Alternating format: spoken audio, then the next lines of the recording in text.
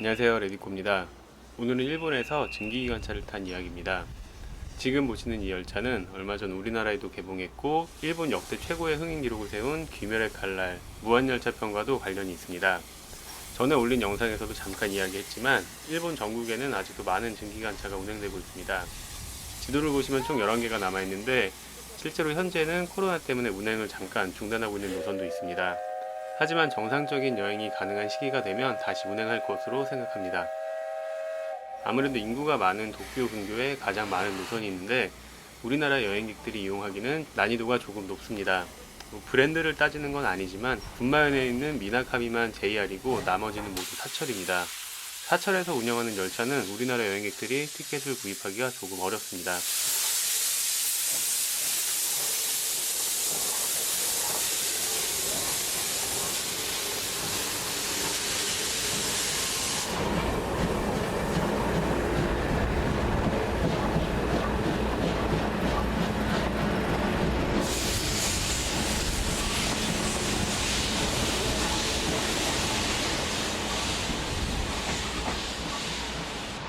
우리나라 여행객이 일본 가서 증기기관차를 타는 것은 도쿄 쪽보다는 후쿠오카 쪽을 추천합니다.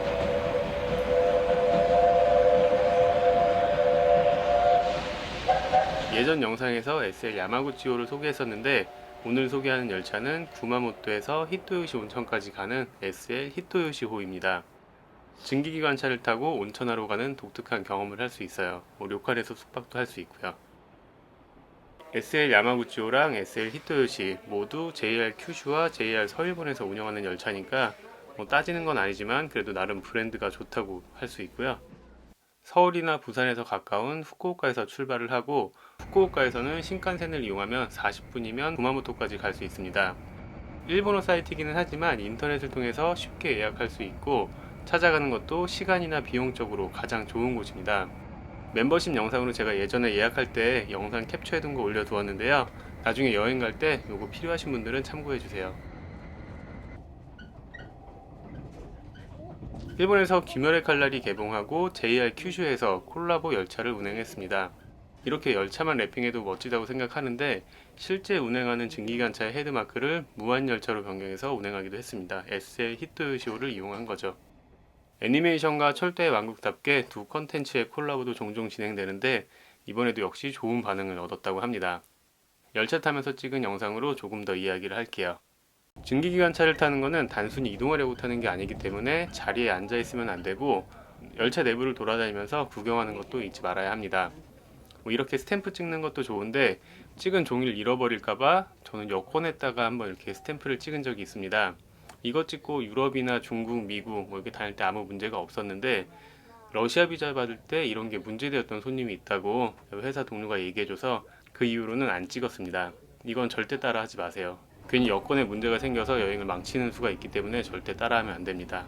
이렇게 생각하고 안 하려고 했는데 연예인 만나가지고 사인 받고 싶어서 또 한번 이렇게 사인도 한번 받아둔 적이 있습니다. 이건 절대 따라하지 마세요. 절대 따라하지 마세요. SL 히토요시 같은 경우는 열차의 맨 앞과 뒤에 전망 라운지가 있습니다. 넓은 창을 통해서 멋진 풍경과 증기기관차의 까만 매연을 볼 수 있습니다. 증기기관차의 낭만을 생각하고 탔다가 매연 때문에 놀라는 분들도 조금 있을 거라고 생각을 하는데요. 특히 터널 구간에 들어가면 매연이 조금씩 객차로 들어오기도 합니다. 세계 최초로 런던의 지하철이 처음 개통했을 때 지금 같은 지하철이 아니라 지하에 증기기관차가 그냥 들어간 거였어요. 증기기관차를 타보면 그때 지하에서 이런 걸 어떻게 탔을까 이런 궁금증이 생길 겁니다. 지하에서 한번 탈 때마다 수명이 엄청 줄었을 것 같아요.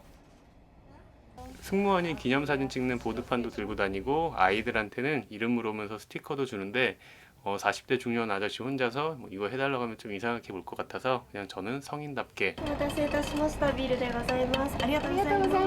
맥주를 한 잔 마셨습니다. 영상 보니까 정말 빨리 자리로 돌아가서 맥주를 마시고 싶었던 것 같아요. 엄청 급하게 가네요.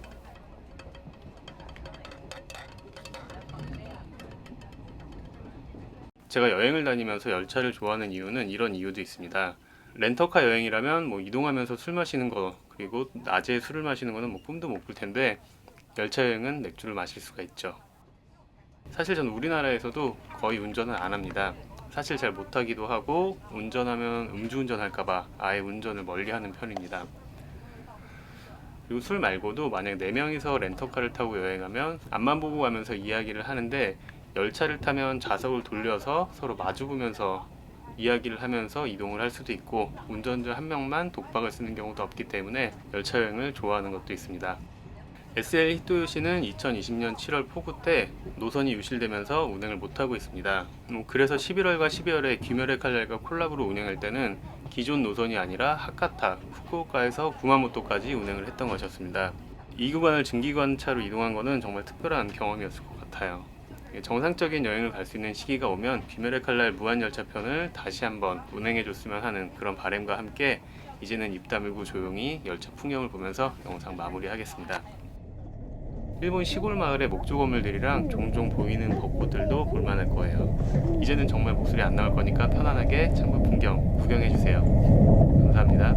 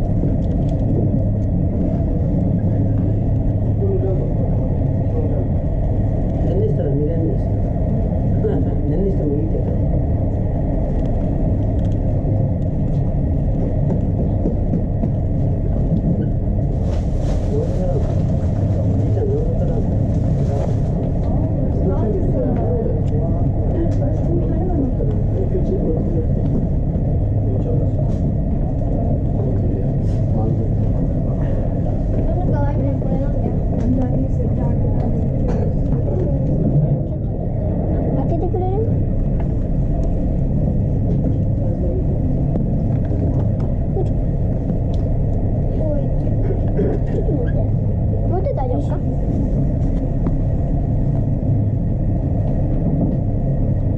여기 때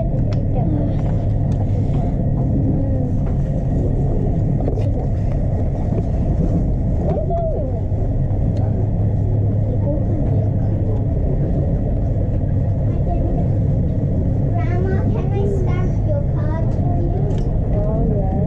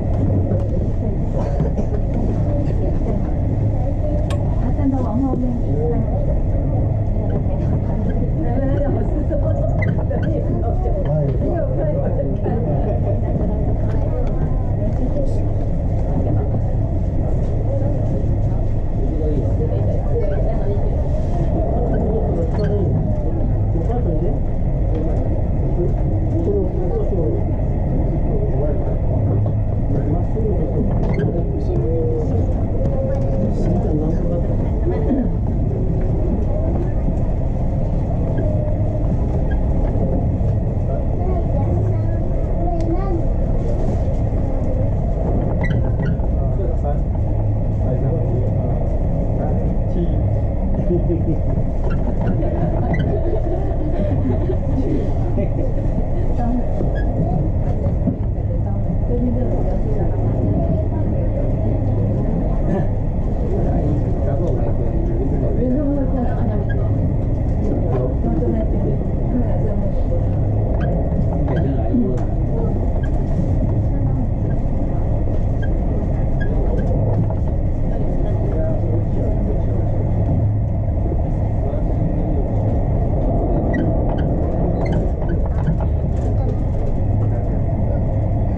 国ですか？中国ですか？あ、台湾のお客さん多いんですか？おお、人気コースですね。なかなかトレンですもんね、規定速。めったに走ってないからですね、これ。